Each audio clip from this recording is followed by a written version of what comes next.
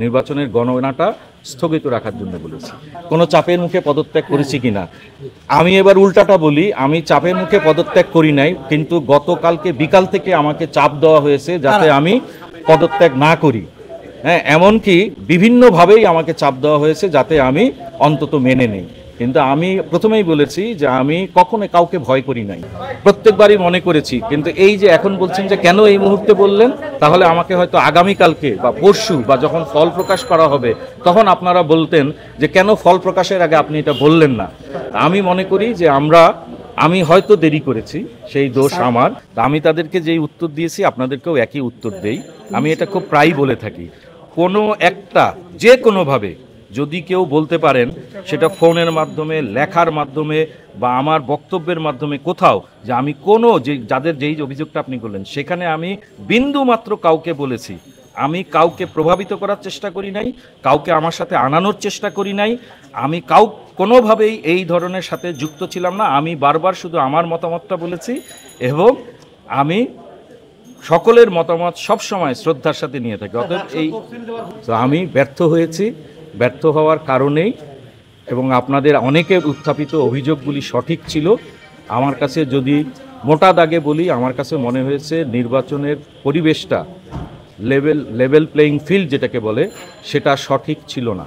আমি ভবিষ্যতে যখন সময় সুযোগ হবে তখন এই সবগুলো নিয়েই হয়তো আপনাদেরকে জানাবো। কিন্তু আমি এক লাইনে যেই আমার কথাটা, সেটা হচ্ছে সাধারণভাবে মানুষ একটা নির্বাচনের স্বচ্ছতা, গ্রহণযোগ্যতা এবং সব দিক থেকে ত্রুটিমুক্ত যেই জায়গাটায় দেখে, সেখানে উই ফেইল। একজন বলেছে যে আপনারা যেভাবে জানতে চাচ্ছেন বিষয়টা কিন্তু সেরকম না। আমারই হয়তো একজন পরিচিত জন, শুনলাম স্যার আপনি নাকি পদত্যাগ করছেন। দ্রুত সেই সমস্ত অভিযোগ আমলে নিয়ে ভোট গণনাটা আপাতত স্থগিত রেখে সিদ্ধান্ত গ্রহণ করা হয়। এটা হয়তো বা খুব কম সময়ের জন্য, কিন্তু কথা হচ্ছে এটা কখনোই করা। আপনার বিকল্প কোনো সিদ্ধান্ত ছিল?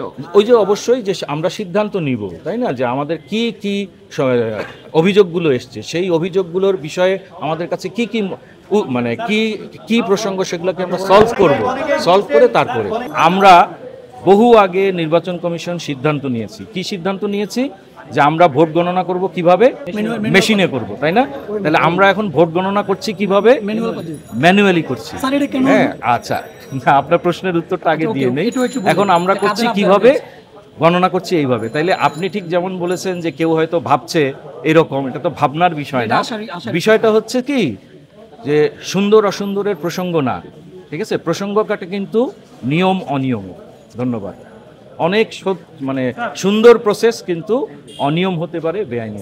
না, আমরা কোনো মেশিন কিনিনি। এই যে অনেক অপতথ্য আছে, হ্যাঁ, আমরা কোনো মেশিন, যেমন অনেক অপতথ্য ছিল, আমরা নাকি যেমন দেখেন এই যে বলছেন না যে কি কি অনিয়ম হয়েছে, হ্যাঁ, দেখেন আসলে আপনারা তো সবাই ট্রেইন, হ্যাঁ, আমি কিন্তু এই যে ইনফোডেমিক্সের উপর অনেক কাজ করেছি, ঠিক আছে? সেখান থেকে জানি যে আসলে অপতথ্য কোনটা, মানে মিস ইনফরমেশন কোনটা, ডিসইনফরমেশন কোনটা, তাই না? প্রথম কথা হচ্ছে যে আমি বিএনপি করি না, হ্যাঁ, এটা আসলে বাংলাদেশে প্রচলিত একটা ভাষা।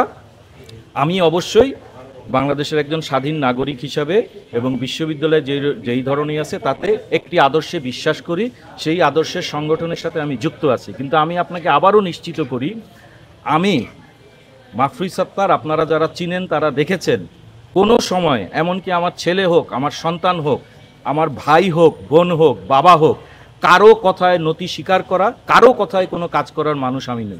আজকেও যেটা হয়েছে যে আমি কমিশনকে অনুরোধ করে আজকে একটা সভায় বসার জন্য, মত বিনিময়ের জন্য, আমাদের সিদ্ধান্ত নেওয়ার জন্য বলেছিলাম। সভাটা কিন্তু শেষ হয়নি। আমি যখন আসরের নামাজ পড়তে গেছি তখন ওনারা ভোট গণনা শুরু করে দিয়েছেন। এর আগেও যে ভোট গণনা শুরু হয়েছে সেই সিদ্ধান্তের সময় আমার মতামত নেওয়া হয়নি, যদিও আমি স্পষ্ট করে বলেছিলাম, বলে হয়তো আমি 10 মিনিটের জন্য ওয়াশরুমে গেছি অথবা কোনো একটা ব্যক্তিগত কাজে গেছি, যে আমি বলেছি যে আমার এই মতামত, যে গতকালকে ভোট গ্রহণ শেষ হওয়ার 10 মিনিট আগে 3 জন শিক্ষার্থী এসেছেন।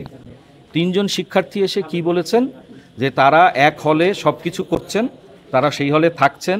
কি হয়েছিল, আগে উনি আরেকটা হলে ছিলেন, সেই হলে ওনার থেকে তাকে পরিবর্তন করে নতুন হলে নেওয়া হয়েছে। তাইলে ভোট গ্রহণের 10 মিনিট আগে উনি যখন ভোট দিতে গেছেন, হয়তো আরেকটু আগে, কিন্তু আমি বলছি যে কমিশনে যখন এসছেন উনি এসে বলছেন যে উনি ভোট দিতে পারছেন না। কিসের কারণে?